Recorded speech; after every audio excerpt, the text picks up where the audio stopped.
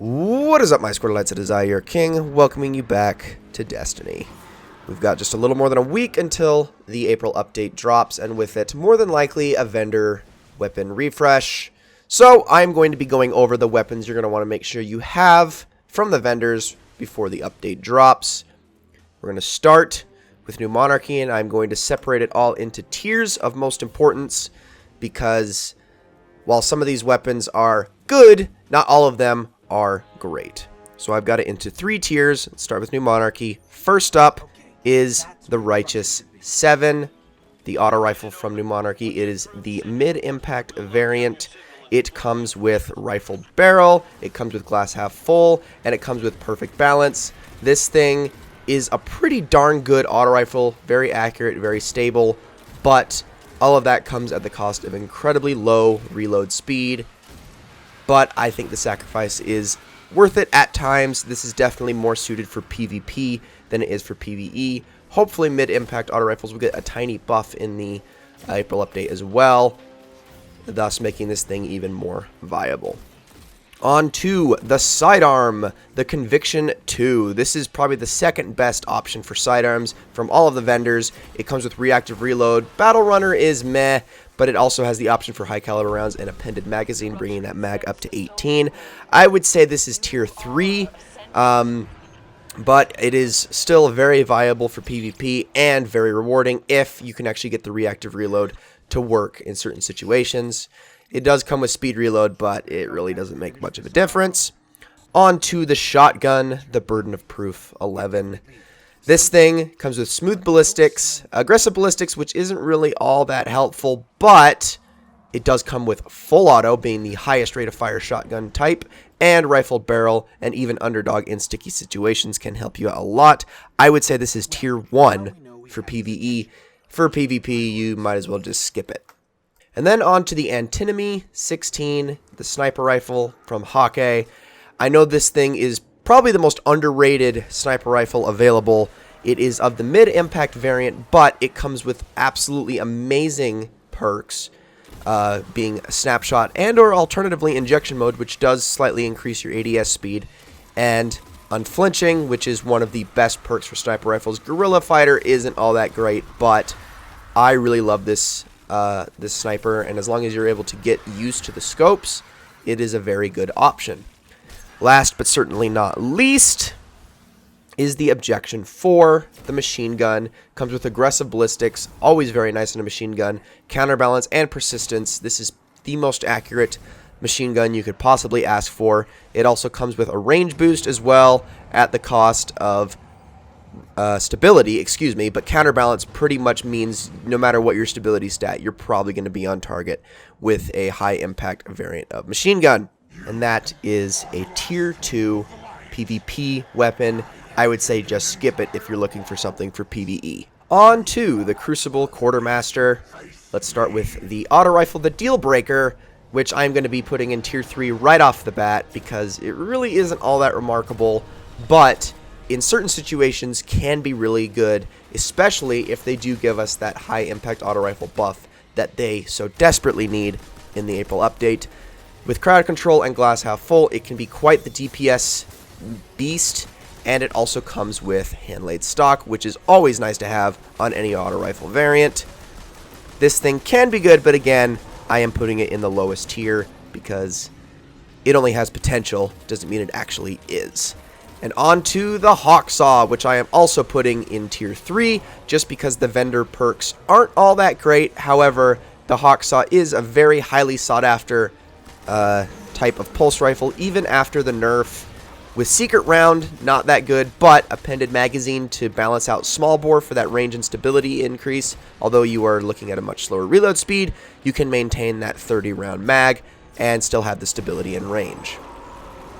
On to the Last Extremity, which I'm actually going to bump up to tier 2, although I do prefer the Casitas SR from the Gunsmith. This thing does not have bad perks. It comes with Life Support and Third Eye, which are both awesome perks for this kind of scout rifle, being only a 3-shot to the head, or alternatively even a 2-shot to the head and 1-shot to the body on low armor targets in PvP. This thing is fantastic. However, its middle set of perks, being a single point sling and small bore are not all that great. If anything, I would just say stick with single point sling. And now on to the only tier 1 weapon the Crucible Quartermaster is selling, the Havoc Pigeon. The best sidearm in the game, I would say anyway. Comes with crowd control, feeding frenzy, and quick draw, or alternatively appended magazine. This thing is amazing. It hits the hardest of any sidearm. It has awesome perks on it. Really, you couldn't ask for a much better roll on a sidearm than what the Havoc Pigeon has here. And in tier 3, the Taohua Yuan, high rate of fire sniper rifle variant with Grenadier and Hidden Hand, which are awesome perks, as well as the stock in the middle perk tree, or alternatively explosive rounds, which is great for kicking off opponents when you get into sniper battles. However, this thing does not come with very good scopes, coming with the Eagle Eye, the Longview SLR-20, as opposed to the Longview SLR-10, and the Taxis scope, which is really your best bet. So if you like Taxis, this is a good pickup, but otherwise, it's only a tier 3 for PvP. And last, but not least, in tier 2 is the Ruin Wake. Comes with aggressive ballistics, life support, hand-laid stock, reinforced barrel, and hidden hand. This machine gun is pretty darn good for PvP. It does not come with any reload boost perks, unfortunately, which is one reason it is also in tier 2 alongside the Objection. But it is pretty darn good for PvP, specifically because of life support. In case you ever run into someone else with a machine gun, you can end up saving yourself with that perk. Now, on to the Dead Orbit vendor. First up, we have the Paleo Contact, JPK-43. This is the mid-impact variant of auto rifle, but what it has over the Righteous 7 over on the New Monarchy is reload speed. It also comes with awesome base perks in rangefinder and third eye. Third eye can be great if that's your thing, but rangefinder is really the kicker here because of its low base range. And on top of that, you can give it Feather Mag to increase its reload even further, or just give it speed reload, which is what I'd really recommend so you don't lower that magazine size. This falls in tier 2 for PvP and is really a non-factor for PvE.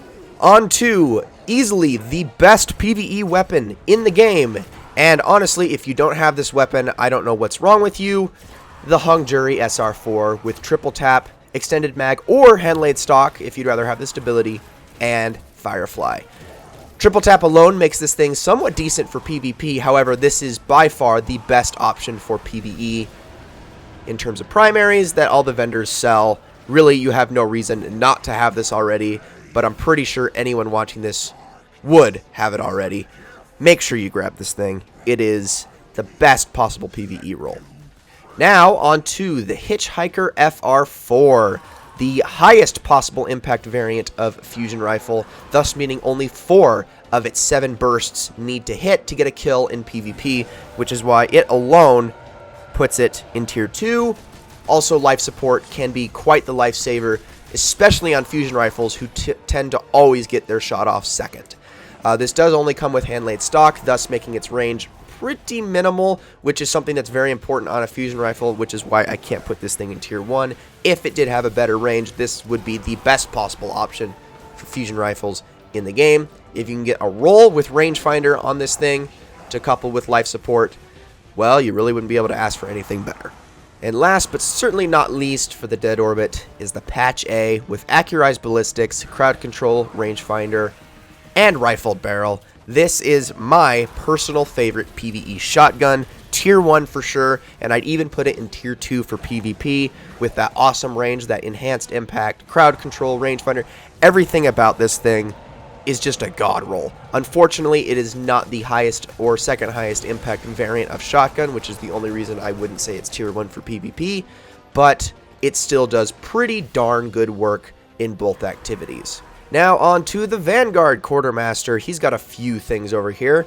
First up, the Apple of Discord, which only gets in tier 3 despite its amazing perks for a few reasons. So let's start off with the perks. It's got Head Seeker, Full Auto, and Hand-Laid Stock. All sounds pretty darn amazing, wouldn't you say?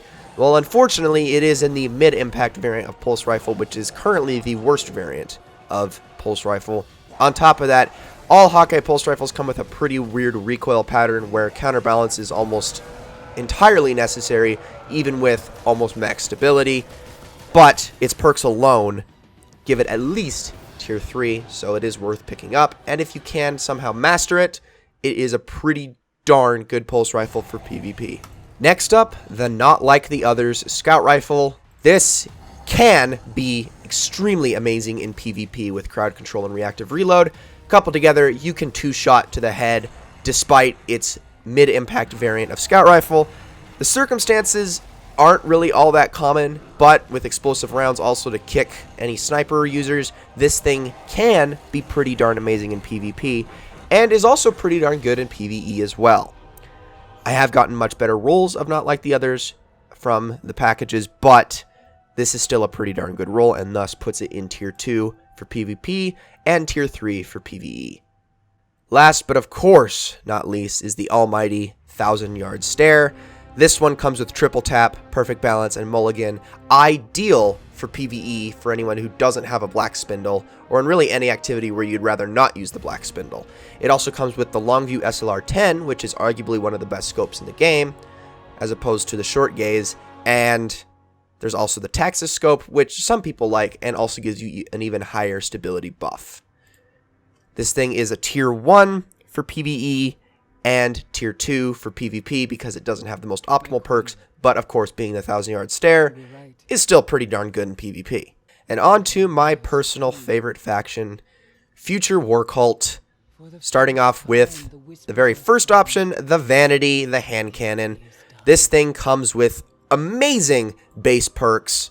The only thing it's lacking is a range boost, but with Luck in the Chamber, Firefly, and Extended Mag to help out its abysmal 8-round magazine, really, I think we're good, especially if hand cannons do get the ammo buff that they need in the April update. This thing could be the best possible option for PvE as far as legendary hand cannons go, and thus puts it at tier 1. Unfortunately, this thing does have a bug where Firefly can cause the game to crash. That still hasn't been fixed. Hopefully this gets addressed at some point, so this is definitely worth hanging on to in the meantime. Next up is, in tier 2, the Villainy, the pulse rifle, which is unfortunately a mid-impact variant again. However, this thing has an amazing recoil pattern, rangefinder with an already awesome base range, and third eye. This thing can destroy from cross-map. On top of that, you give it small bore for that awesome stability. This thing can be pretty darn good. Third up is the Variable, another tier 2 machine gun, and honestly, of the three, my personal favorite for both activities as far as the vendor weapons are concerned, just because of Counterbalance, that higher rate of fire, and rangefinder. This thing is awesome. Okay, it is awesome. Could give it rifled barrel on top of that. I would rather give it a muzzle option, though, to increase the range, and then stick with oiled frame to increase its reload. Give it Counterbalance, rangefinder, and you've got a pretty darn awesome machine gun. And last, but certainly not least, is the Vertigo, a tier 1 PvP rocket launcher with all of the best possible options you could ask for on any rocket launcher. It comes with warhead veneers, or alternatively hard launch, which basically do the same thing. Comes with grenades and horseshoes and javelin for almost max velocity. This thing is beautiful. Unfortunately, rocket launchers are not in the best place at the moment, at least the legendary ones in PvP, but if they can get a little bit of a fix, this would be your go-to in PvP whenever you don't have truth. So that is it for all of the vendor weapons that you can get at the moment. So many different options, a lot that I would recommend picking up. However, you've only got 10 days to do it, so try to base what you want off of the options I gave you. If you've already got all the tier 1 weapons, pick something in tier 2. And if you've already got all those, yeah, it's worth picking up something in tier 3. They could all be good, especially after the patch. You never know. But ladies and gentlemen, thank you all so very much for watching, and I will see you all in the next one.